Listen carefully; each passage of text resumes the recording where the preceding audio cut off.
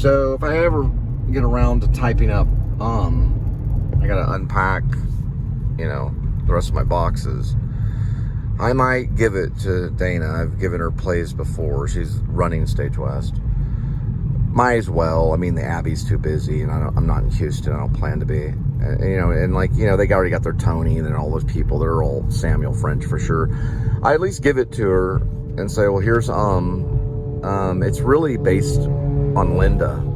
Linda and I's conversations in an apartment that's basically Townhouse West that we live. You already know that we live there. I did a vlog on it, but there's a sound of a jet fighting or jet fighter, like an airplane that goes in and out of the play. And literally, I put it down at random moments. I literally just went through the play, turning the pages, blindfolded practically, and saying the jet noise is here and the jet noise is here. Like it was the Spiritus Mundi, whether it's right or wrong, I don't know. Definitely a reading. It's kind of a modern day Waiting for Godot, Samuel Beckett. It's also an odd couple, it's also like the Odd Couple. They're kind of talking at times, not a lot of lovey-dovey, just a lot of Linda talking about work, and then also just sporadic moments. There'd be beer drinking on her part. She plays what's known as, I believe her name is Sniffles. I was going to call her Snickles because I call her Snickles, but I changed it to Sniffles because it was right the very end of COVID and they cough in it. Because we did get some coughs. We did get like some colds. We never, it wasn't nothing serious. But the apartment complex, Townhouse West, which was Park Vista at the time when we moved in, was split pretty much in half, meaning every other apartment was empty for the sake of avoidance of COVID. They did this in a few apartment complexes. So one apartment would be empty, the other one would be filled. And so they did get squatter problems. So ideally, they're almost hinted as that in one way or another. And it's supposed to look like that apartment. It's in the vlog.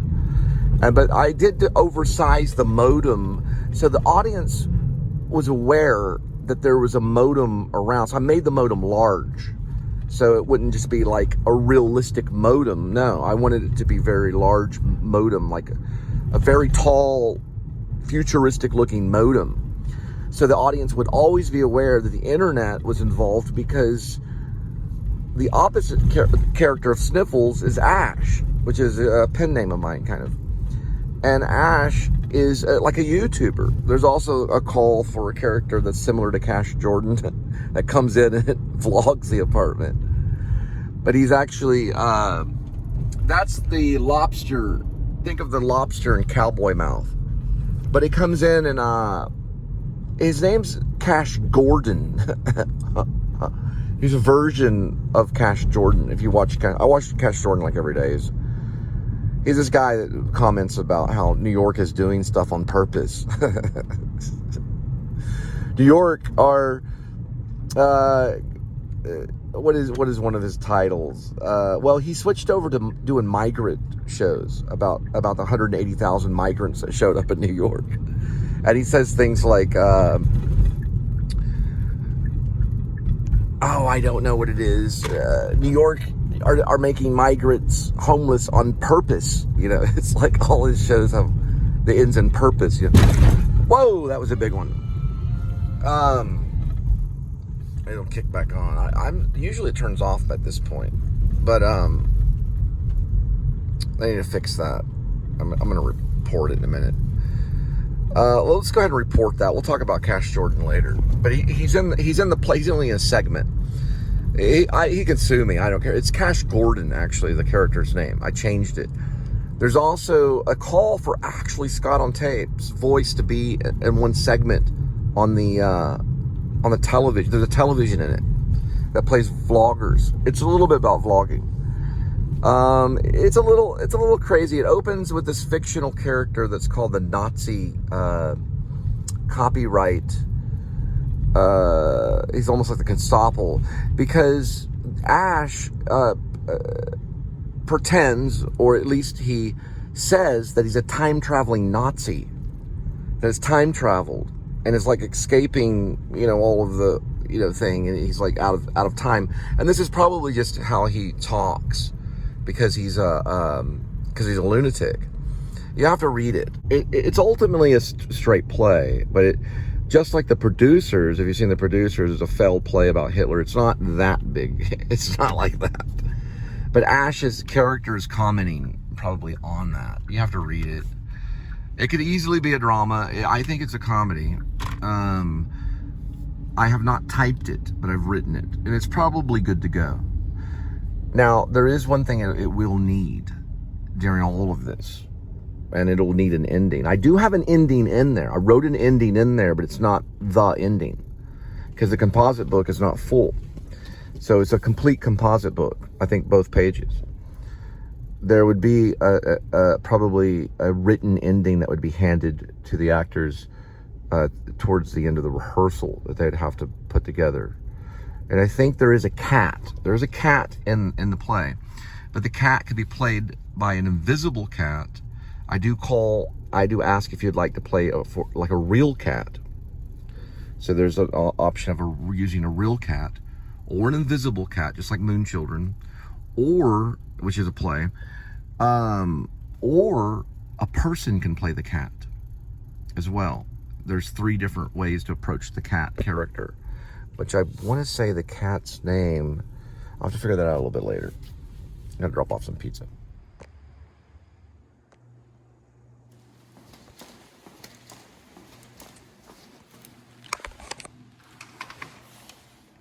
Okay, so we did talk about love. We talked about Charles Statham. We talked about Jerry Russell. We talked about Patrick Stewart from the Generation, Star Trek. We've talked about a lot of stuff.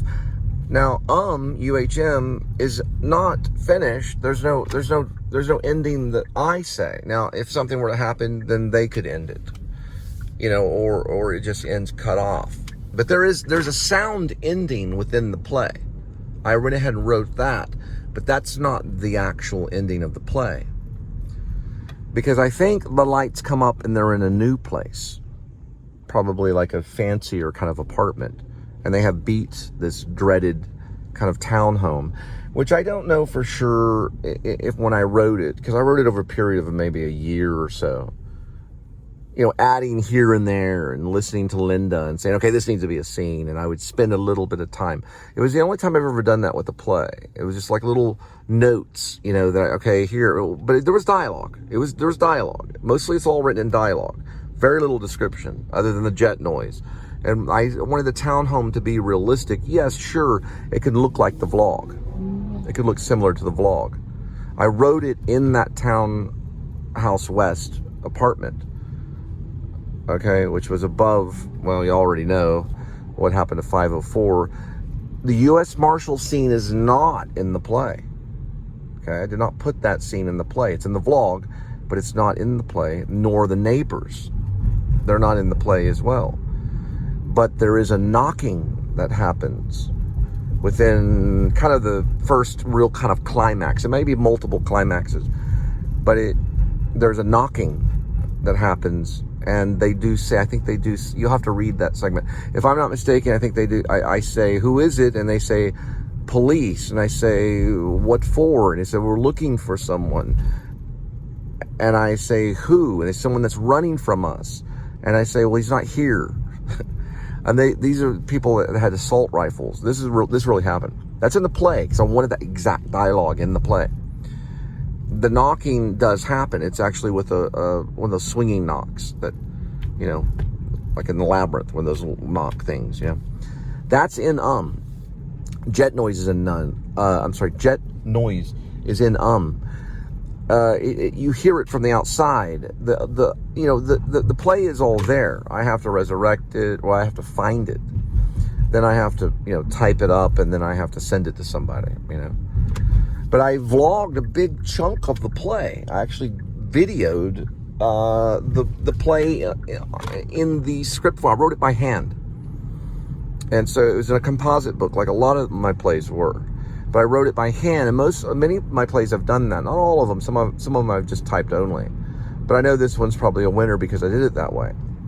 So the next step, or the next process of it, will be to solidify the ending type it up and send it to a theater of some sort, whether it's Stage West or another theater, I don't know. I'm gonna have to do my printings at FedEx though. My printer does print, but usually only like 3 or 4 pages or something like that. It might print 10 pages and then it starts to smear. And it could be the connection of the Blu-ray with the Apple, since it's a HP. It could be that if I plugged it in, it would print, because I attempted to print Grace and send it to Grimlife. Grace aka Werevlog, the screenplay. I attempted to print it and it started to smear. Like it just came out all encrypted. Like the first page was there and then everything else was just coming out encrypted. So I could print it out at a FedEx, which would cost me probably like $25, and sent it to them. But right now it's budget time. So there may be a little bit of more. There's been more work done on Grace, aka Werevlog, the screenplay. There's been work done on it at Old South and stuff. But since I've been settled, it's mostly just getting boxes out, looking through things. If the play comes back to me, I promise, I'm making a promise, that I will type 30 minutes a night. And maybe within a week or so, we'll have a big chunk of it ready for printing. I promise that it will be printed out and it will be sent to a theater. I can't guarantee which one. Most likely, I'm not going to send it to Hip Pocket because I know that Hip Pocket does their original. They're based with Johnny Simons. I'm not going to pressure them to have to do any type of local playwright. Now, if Lorca or Lake or something requested or something like that, I won't have any problems emailing it to them. I wouldn't have any problems being behind it if it was produced. I know plays are sensitive. Will it be an out-of-state play? Will I send it out-of-state? Maybe not. I know Stage West is big about local, and it's being set in Texas. Dana might take a gab at it. She may look at it. You know, I've done it before. I sent her this Sam Shepard style piece called No Man's County a long time ago before I left for Maine, and I don't know where it ended up. But yeah, so the characters are Ash. This is Ash Sniffles, the cat, Cash Gordon. Scott on Tape's voice is in it. There's a television. It's kind of a character. There is a large modem, and there's music too. I think I call for a David Bowie song at the beginning. I think it's called it's called 5 Years. That was one of the original titles of the play, was called 5 Years. But it's actually changed to as in UHM, as in something you say when you go All right. So Ash is kind of crazy, so he's not dressed up like a Nazi. He just kind of says it in passing that he's a time-traveling Nazi. He does say that in But there is a copyright Nazi that comes in and tries to stop the play. That's kind of Brechtian. So he would come in from the side as if he time traveled as well and tries to stop the play. And that's in the beginning. There's a monologue, and it's a short monologue scene. Then the lights go down. 5 years would start probably after that moment. So he'd come in and say, stop the play, you know. Then their lights would lower and 5 years would come up, which would be Bowie. Then we get the apartment comes up and they're just sitting there like basically frozen, and you hear 5 years playing. Preferably the whole song, if the audience would, if you think they could take it. They might, because Bowie's pretty important. Then it stops. It's not about the song either. That's just a moment of feeling to open it. So it opens with a bang. All right, another night of delivery. I've got to get back, see Linda and Kitty, and do the whole unboxing thing that you do. We've just moved into a new place. It's highly secret, but it's nicer. The other ones had better wood floors, but regardless, it's nicer, newer appliances, and sealed up. It's a newer unit. Our old one was 1969. This new one was probably built, we're guessing, in the 80s, maybe. We don't know. We don't know when this one. She does the research on that in a lot of cases. All right. Next 7-Eleven, then we'll head back.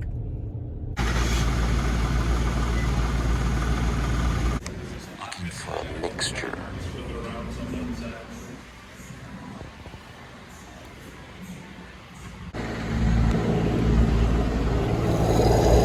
Okay, so I got some goodies. So on so Ash says he's a time-traveling Nazi. It's kind of a comedy, but he doesn't dress like one. But there is one that does, and that's the Nazi copyright. Well, I think he's called the copyright Nazi. I have a guy that I want to play that, but he comes in to stop the play at the beginning. It's just like, okay, so how I see the play right now is like, there's fog, because, you know, maybe he time traveled, maybe not, maybe he just says it. In my mind, he just says it, but maybe he does, so it's a fantasy. And then the copyright Nazi comes in to stop the play. Because I believe he talks about vlogging. He possibly could be hiding the play or writing the play. This could be about a playwright. Definitely it's about a vlogger. He does talk about vlogging in it. I'm gonna type it. So when you type it, you add things and you subtract, you find the music. So it starts with 5 years with David Bowie. So the copyright, we have some type of music. I hear some type of music. I see fog. I see the copyright Nazi come in. He has this fake German accent, very producers. That's what you're thinking the play kind of might be. He tries to stop it, and then the lights just kind of go out, and we almost like dismiss it, almost like cut it, right? And then we have 5 years come up. However long we talk about that in rehearsals, the lights come up, and we have Ash frozen in space, and we have Sniffles. She goes by Sniffles. Now in the writing, I actually wrote Snickles at times because that's what I call Linda. She has a nickname. I call her Snickles. But Sniffles is her name because she sniffs because she has a cold throughout the entire play. The play takes place over a pretty long time period, maybe almost like a whole season of time. It's set in basically Townhouse West, where we stayed, which is in Fort Worth, which is the west side. We stayed in a place right above 504. Now, the U.S. Marshals did come in when this was kind of going on a little bit. Not in our place, but they came into the neighbor downstairs. We don't know the reasons why. Linda, there was an assault that happened. It wasn't really serious, but it happened downstairs, and it was a weird thing, but none of that was put in the play. But there is a knocking that's in the play. There's a loud knocking that happens, and that did happen, and it is in the play. It's a short little brief moment. It's kind of a climactic moment. We're like, who was knocking? Do we really know these are soldiers, or are they police or whatever? Do we know who are they? You know, so that happens. I don't want to get into the whole U.S. Marshal thing. I just don't want it to go in that direction, but that really happened. We don't know if it led to that. Supposedly at that moment in the time I was writing the play, they were looking for a fugitive. So we don't know if it was the downstairs person. We don't know. We're not there anymore. We left the whole complex. We moved to a different area. But regardless, I'm including this in UHM. Now, the word is in the play. So that's strategically put in there. Well, actually, it's not strategically put in there. That's randomly put in there. It's where they might go, and then they start to speak. And then there's another, and they can, since the play is called UHM, the actors can find creativity with that nonverbal. This isn't written by an actor. It's me. The UHM, you know, it's a nonverbal. And then there's dialogue, right? And then there's something. So there's a lot of Linda talking about this crazy or whatever, and then there's just stuff happening. There's a moment where Cash Gordon comes in. He's like a real estate kind of vlogger. He just starts vlogging the place. And they're just, you know, almost unaware of him, as if he's coming over just to do like this real estate thing, and then leaves. I don't even know if he says hi or goodbye. There is also a character in there called, okay, this is the stuff. Scott on Tape, I listen to quite a bit. He's a vlogger. He does some good shows. He hangs out with The Woo and Grim Life and stuff like that. So I want one of his vlogs in it on the television just for the sound of it. It has nothing to do with meaning. It can be anything. Now, if I would get in trouble on anything, it would probably be his opening, because he has a musical opening. We can talk about maybe slashing that out of respect for Scott on Tape, because he has a creative musical intro that he created. I have one for my show for the outro, But that would be on the television. Now the set is simple. It's like a couch. There's a television. There's a giant modem thing to pay attention to the fact that Ash is a vlogger. Now, he doesn't go on long spills about the Holocaust. He doesn't go on long spills about Germany, but he does talk about, he fantasizes about something. There was a moment where I was kind of thinking about Eamon Goth and things. I think it's his name, Eamon Gert something. He was a killer in the Holocaust. He was a real guy that they ended up getting the death penalty because of his behavior and his cruelty towards a certain nation during the Holocaust. So he doesn't talk about Eamon, but there is a moment where in the vlog where I was kind of acting like Ray Fiennes, because Ray Fiennes was always kind of a hero character or a hero kind of actor of mine, and that was an important movie. He probably has fantasized this thing for whatever sake. The same thing with Edward Albee when they fantasized the baby and Who's Afraid of the Virginia Wolf. This could be a reaction to COVID. It could be some kind of weird sickness, some type of, he is deranged. That's why I chose to use Bowie, because it has a deranged feel in the beginning of 5 years. 5 years has really nothing to do with the play. He's not an alien, because in 5 years, Bowie is pretending he's an alien. But Bowie is pretending. So Bowie pretends. There's that aspect of Ash. So he does pretend. So that's, I pictured probably the play getting, now I don't think that there would be protests against the play, but this was all before what went down with Palestine and Israel. So it could be sensitive. Meaning because of how Ash is, Sniffles is obviously kind of a non-political character. She's more a kind of reactor. But because of what he says, it could be a little touchy, but then they still do the producers, they still do, that's the one they've done, Matthew Broderick on Broadway. So it was a hit, but that's a musical. This is kind of a straight play. It's not a musical. So we'd have to see. I don't know for sure if I would want to be in it though. This one I'd like to see others do. Oh yeah, forgot. The cat. At least I had to. It changes things when you have to be in your own play. But the cat is interesting because the cat can be invisible and they just see the cat.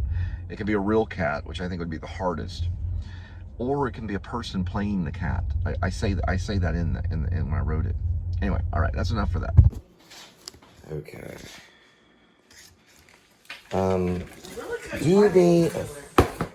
Yeah, at least that. No, for that, I did that for a reason. What? This right here, for a reason. So yeah. Okay. So I can see. I've never seen this before. I can't believe it. Yep, I did it. It was the first thing I opened when I got back. It's right here. That's it. So the ending is they're in their new place, and he finds the play.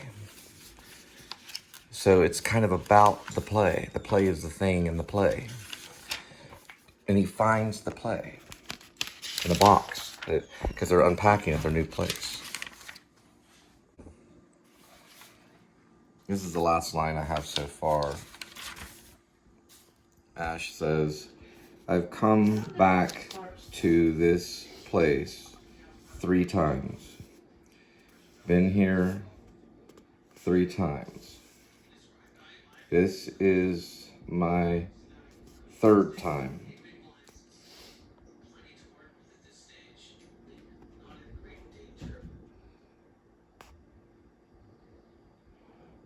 Living here didn't work.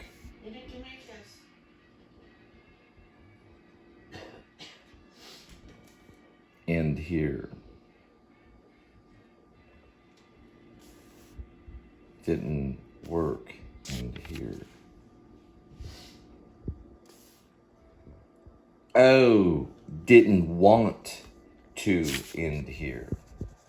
Yes, I don't know why that looks like work, but that's didn't want to end here. This is my 3rd time living here. Didn't want to end here, or something like that. Anyway, we'll look at that. This is they're all segments of lights up, and then This, yeah, it says boxes everywhere. So this is their, when they're moving. It'll be here, there'll be boxes everywhere, and there'll be a new place. Now remember, I was talking at the beginning, and you know, I'm gonna have to write all this. Ooh, Dustin's voice is in it. We have a friend named Dustin. His voice is in it over the phone. There's a Mexican day worker, number 1. There's a Mexican day worker, number 2. There's Ash and Sniffles. So there's more characters than I thought. But these are smaller characters. There's the copyright Nazi. He's there. He says, "Stop the play. 9, stop the play. No." So he changes from the German, then 9, stop the play. No, we no more. They could speak English too. There's the loud noise of the jet, you know, all this stuff. These are all the original titles of the play. 5 years is one of them. YouTubers play. Here it is. That's the title. UHM.